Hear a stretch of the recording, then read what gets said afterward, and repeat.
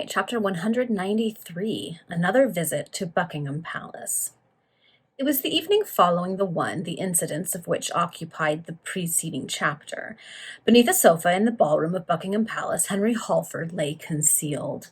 It would be a mere repetition of statements made in former portions of this work were we to describe the means by which the young man obtained access to the most private parts of the royal dwelling.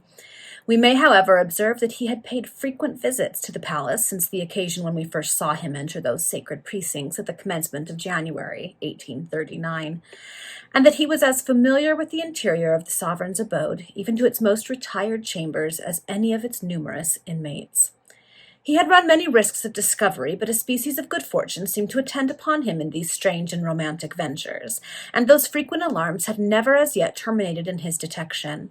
Thus he became emboldened in his intrusions, and he now lay beneath the sofa in the ballroom with no more apprehension than he would have entertained if some authority in the palace had actually connived at his presence there. It was 9 o'clock in the evening, and the ballroom was brilliantly illuminated, but as yet the low-born potboy was its sole occupant. Not long, however, was he doomed to that solitude. By a strange coincidence, the two noble ladies whose conversation had so much interested him on the first occasion of his visit to the palace, entered this room shortly after 9 o'clock. He recognized their voices immediately, and he was delighted at their arrival, for their former dialogues had awakened the most lively sentiments of curiosity in his mind. But since his intrusion in January 1839, he had never seen nor heard them in his subsequent visits to the royal dwelling, until the present occasion. And now, as they advanced through the room together, he held his breath to catch the words that fell from them. "The dinner party was tiresome today, my dear Countess," observed the Duchess. "Her Majesty did not appear to be in good spirits." "Alas," exclaimed the lady thus addressed, "our gracious sovereign's melancholy fits occur at less distant intervals as she grows older." "And yet her Majesty has every earthly reason to be happy," said the Duchess. "The Prince appears to be devotedly attached to her, and the Princess Royal is a sweet baby." "Worldly prosperity will not always ensure felicity," returned the Countess, "and this your Grace must have perceived amongst the circle of your acquaintance. Her Majesty is a prey to frequent fits of despondency, which are distressing to the faithful subjects who have the honor to be near the royal person. She will sit for an hour at a time in moody contemplation of that sweet babe, and her countenance then wears an expression of such profound, such plaintive, such touching melancholy, that I have frequently wept to behold her thus." "What can be the cause of this intermittent despondency?" inquired the Duchess. "It is constitutional," answered the Countess. "The fit comes upon her Majesty at moments when she is surrounded by all the elements of pleasure, happiness, and joy. It is a dark spirit against which no mind, however profound, can wrestle. The only method of mitigating the violence of its attack is the bustle of traveling. Then novelty, change of scene, exercise, and the demonstrations of popular devotion seem to relieve our beloved sovereign from the influence of that morbid, moody melancholy." "I believe that when we conversed upon this topic on a former occasion, it must have been at least 2 years ago, your ladyship hinted at the existence of hereditary idiosyncrasies in the royal family," observed the Duchess inquiringly. "Indeed," added her Grace hastily, "I well remember that you alluded to the unfortunate attachment of George III for a certain Quakeress." "Yes, Hannah Lightfoot, to whom the monarch, when a prince, was privately united," answered the Countess. "His baffled love, the necessity which compelled him to renounce one to whom he was devotedly attached, and the constant dread which he entertained lest the secret of this marriage should transpire, acted upon his mind in a manner that subsequently produced those dread results which are matters of history." "You allude to his madness," said the Duchess with a shudder. "Yes, your Grace, that madness which is, alas, hereditary," replied the Countess solemnly. "But George III had many, many domestic afflictions. Oh, if you knew all, you would not be surprised that he had lost his reason. The profligacy of some of his children, most of them, was alone sufficient to turn his brain. Many of those instances of profligacy have transpired, and although the public have not been able to arrive at any positive proofs respecting the matters, I can nevertheless assure your Grace that such proofs are in existence and in my possession. Your ladyship once before hinted as much to me, and I must confess that without having any morbid inclination for vulgar scandal, I feel some curiosity in respect to those matters. Some day I will place in your hand papers of a fearful import in connection with the royal family," returned the Countess. "Your Grace will then perceive that profligacy, the most abandoned Crimes the most heinous, vices the most depraved, characterized nearly all of the children of George III. There is one remarkable fact relative to that prince's marriage with Hannah Lightfoot. The Royal Marriage Act was not passed until 13 years after his union and could not therefore set it aside. And yet Hannah Lightfoot was still living when the prince espoused Charlotte Sophia, Princess of Mecklenburg-Strelitz in 1761. "Is this possible?" exclaimed the Duchess, profoundly surprised. "It is possible. It is true," said the Countess emphatically. "In 1772 the Royal Marriage Act was passed, and provided that no member of the royal family should contract a marriage without the sovereign's consent. This measure was enacted for several reasons, but principally because the king's two brothers had formed private matrimonial connections, the Duke of Cumberland with Mrs. Horton, a widow, and the Duke of Gloucester with the widow of the Earl of Waldegrave." "The act certainly appears to be most cruel and oppressive," said the Duchess, "inasmuch as it interferes with the tenderest affections and most charming of human sympathies, feelings which royalty has in common with all the rest of mankind." "I cordially agree with your Grace," observed the Countess. "The law is barbarous, monstrous, revolting, and its evil effects were evidenced by almost every member of the family of George III. In the first place, the Prince of Wales, afterwards George IV., was privately united to Mrs. Fitzherbert at the house of that lady's uncle, Lord Sefton. Fox, Sheridan, and Burke were present at the ceremony, in addition to my mother and several relations of the bride. Mr. Fox handed her into the carriage, and the happy pair proceeded to Richmond, where they passed a week or 10 days.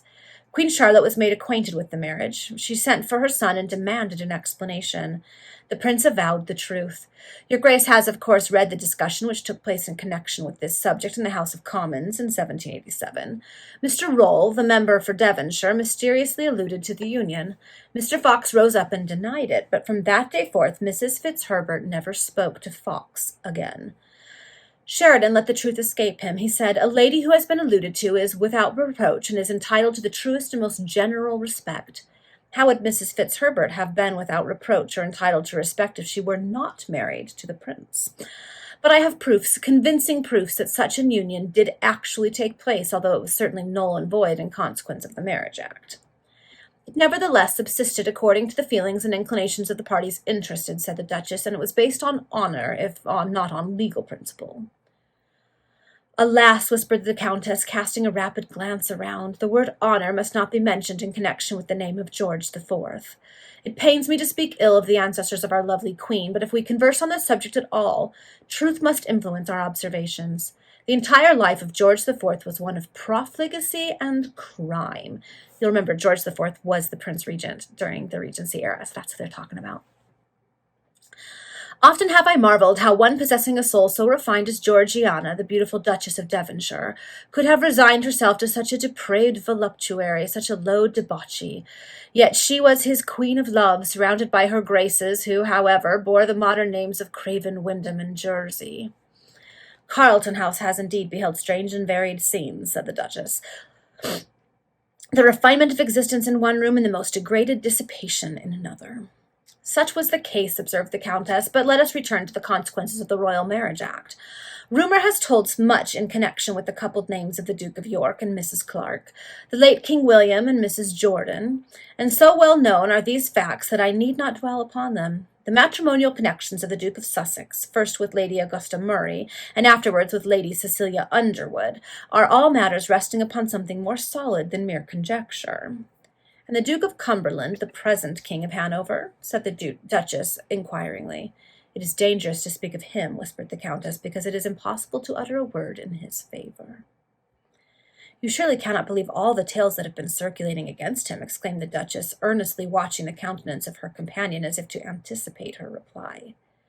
"Does your Grace particularly allude to the death of Sellis?" asked the Countess, turning her head so as to meet the glance of her friend. "Because," continued she, without waiting for a reply, "I should be sorry, nay, nothing should induce me to state in plain terms my impression relative to that event. I may, however, allude to a few material points. Sir Everard Home, the medical attendant of the Duke of Cumberland, frequently observed that too much pains were taken to involve that affair in mystery, and another eminent physician, since dead, declared that the head of Sellis was nearly severed from his body, and that no man could inflict upon himself a wound of such depth. The Duke of Cumberland stated that his valet, Sellis, entered his bedchamber and attacked him with a sword, and that, having failed in his murderous purposes, he retired to his own room and committed suicide. Sir Everard Home distinctly proved on the inquest that the corpse was found lying on its side on the bed, and yet he had cut his own throat so effectually that he could not have changed his position after inflicting the wound. I will not, however, make any observations upon that fact in this statement, which seems so conflicting. The subject is almost too awful to deal with. There is still one remarkable point to which the attention of those who discuss the dark affair should be directed. The hand basin in Sellis's room was half full of blood-stained water, and it is very clear that the miserable wretch himself could not have risen to wash his hands after the wound was inflicted in his throat. But let us not dwell on this horrible event. The mere mention of it makes me shudder. It's one of those chapters where the author, the writer, is referencing events that have happened by having two people talk about them, when clearly anyone in this era would have known all of this. So it's basically a, hey, reader, remember this stuff that we've heard about? We're going to talk about it some more. So it kind of makes me laugh because it can be hard to figure out how to get information to a reader in a way that makes sense for the characters to be talking about it. So the King of Hanover has been, at least unfortunate in many circumstances of his life, if not guilty, observed the Duchess, because his enemies have insisted strongly upon the suspicious nature of the incident of which we have been speaking. The more so because it was known that the Duke of Cumberland had intrigued with the wife of Sellis, returned the Countess. As your Grace declares, that exalted personage has been indeed unfortunate, if nothing more. In 1830, Lord Graves committed suicide, and the improper connection existing between the Duke of Cumberland and Lady Graves was notorious. I well remember, said the Duchess, that the conduct of the Duke and Lady Graves was far from prudent, to say the least of it. After that melancholy event, scarcely were the remains of the self-slain nobleman cold in the tomb ere his widow and her illustrious lover were seen driving about together in the neighbourhood of Hampton Court, where Lady Graves had apartments. True, exclaimed the Duchess, but we have travelled a long way from our first topic, the Royal Marriage Act. We were speaking of its pernicious effect in respect to the family of George III, and that was a fine family, too. My deceased mother often expatiated, and her secret papers dwell at length, upon the charms of the princesses. Alas, how sorrowfully were they situated, in the bloom of youth and the glow of health, with warm temperaments and ardent imaginations, which received encouragement from the voluptuous indolence of their lives. They were denied the privileges of the meanest peasant girl in the realm. They were unable to form matrimonial connections where their inclinations prompted them. The consequences were those which might have been anticipated. The honor of the princesses became sacrificed to illicit passion which was still natural, though illicit. Those amours were productive of issue, but the offsprings of none has created any sensation in the world, save in the instance of Captain Garth, the son of Princess Sophia. Relative to the mysterious birth of that individual, the secret papers left by my mother, and the existence of which is even unknown to my husband, contain some strange, some startling facts. Conceive the embarrassment, the perilous nature of the situation in which the princess was suddenly involved, when, during a journey from London to some fashionable watering place, she found herself overtaken with the pangs of premature maternity. She, who, to that moment, had managed to conceal her condition even from the attendants upon her person. Then imagine this princess, a daughter of the sovereign of the realm, compelled to put up at a miserable roadside inn, forced to make a confidant of her lady in attendance, and obliged also to entrust her secret to the surgeon of the village where her child was born. But you shall read the narrative with all its details in my private papers. What opinion has your ladyship formed relative to the circumstances which led to the bill of pains and penalties instituted against Queen Caroline, the spouse of George IV? Inquired the Duchess. I firmly believe that most unfortunate and most persecuted princess to have been completely innocent, answered the Countess, with solemn emphasis. From the first she was hateful to her husband.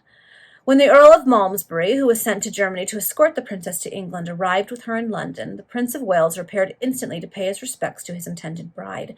But scarcely had he set eyes on her when he conceived a feeling of ineffable dislike, and turning towards the Earl, he said, Harris, a glass of brandy, I am ill. Your Grace has heard of love at first sight. Here was hatred at first sight.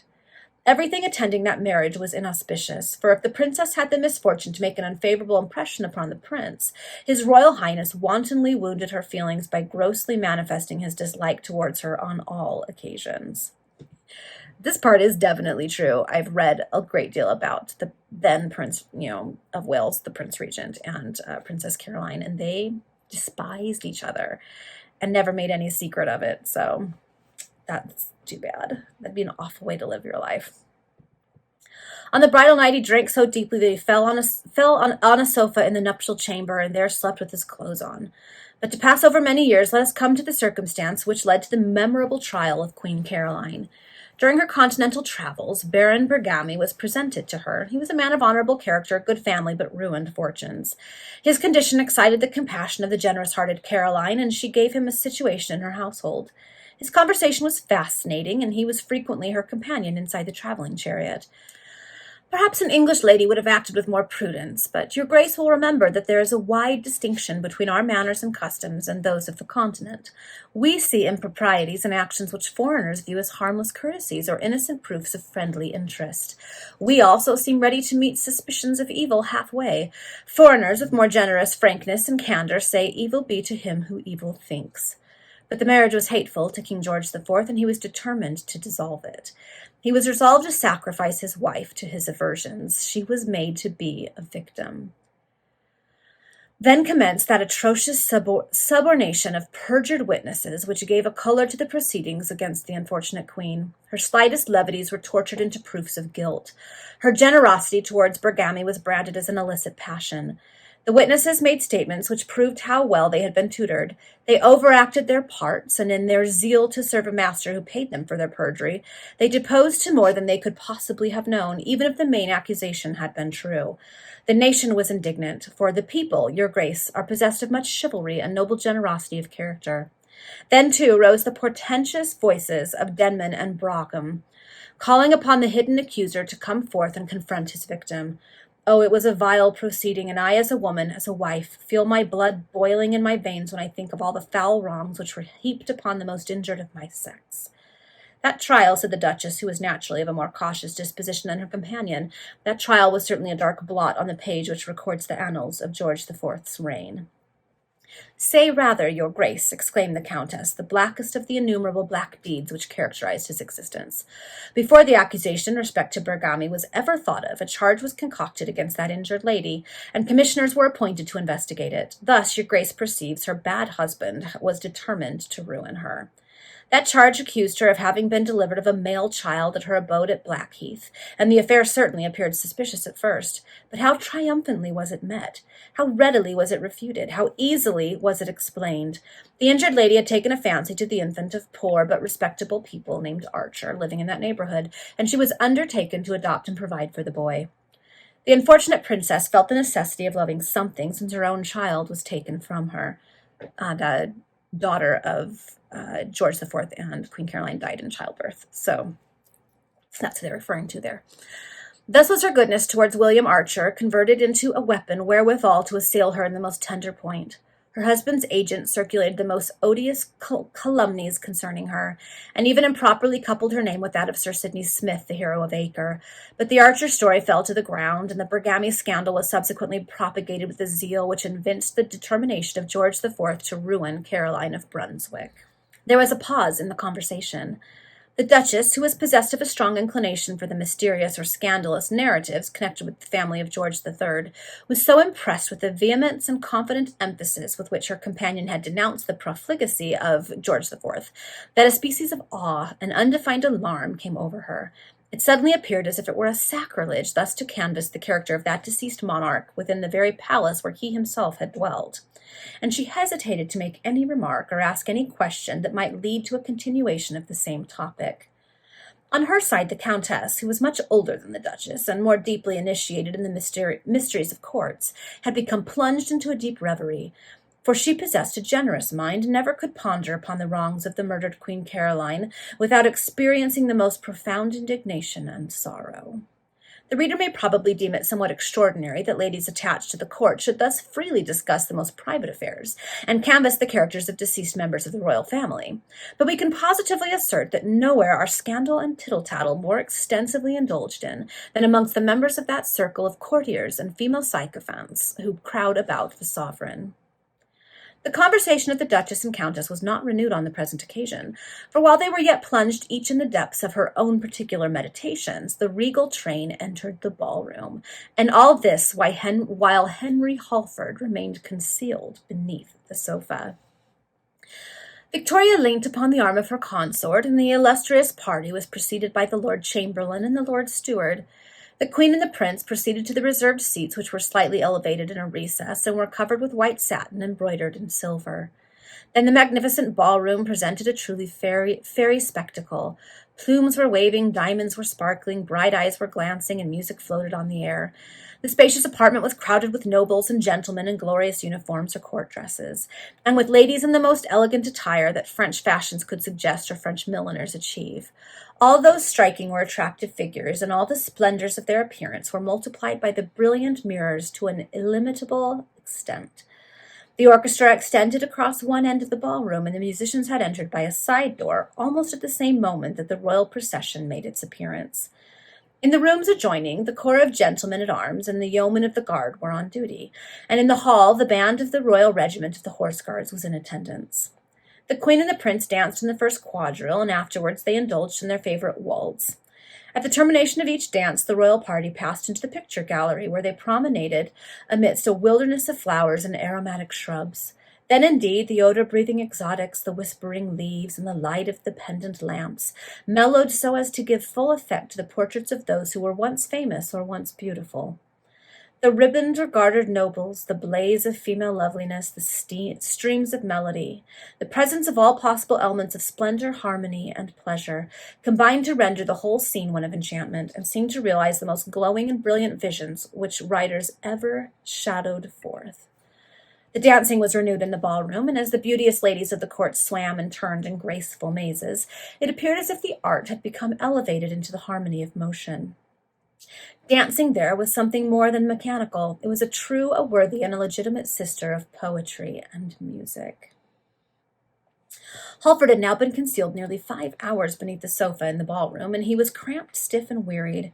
During that interval he had experienced a variety of emotions: wonder at the strange revelations which he had heard from the lips of the Countess, ineffable delight in contemplating the person of his sovereign, envy at the exalted prosperity of Prince Albert, thrilling excitement at the fairy-like aspect of the enchanting dance, sensations of unknown rapture occasioned by the soft strains of the music, and boundless disgust for his own humble, obscure, and almost serf-like condition. During those intervals when the royal party and the guests were promenading in the picture gallery or were engaged in a supper apartment in the drawing-room, Halford longed to escape from his hiding-place and retreat to the lumber closet where he was in the habit of concealing himself on the occasion of his visits to the palace. But there were too many persons about to render such a step safe. It was not, therefore, until a very late hour, or rather an early one in the morning, that he was able to enter the supper-room and help himself to some of the dainties left upon the board, having done which, he retreated to his nook in the most retired part of the palace. Okay, so that's the end of that chapter. The Duchess and Countess have alluded before to having information that would bring down the royal family. I'm not sure how that's going to come into play, because this is in the early part of the Victorian era. So the author can't be like, and then Victoria was denied the crown, because clearly she wasn't. So I don't know how that's going to play out. And I suspect Halford is going to get caught or is going to reveal himself because of his love for the queen, and that's not going to go well. Okay, we'll see what happens in the next one.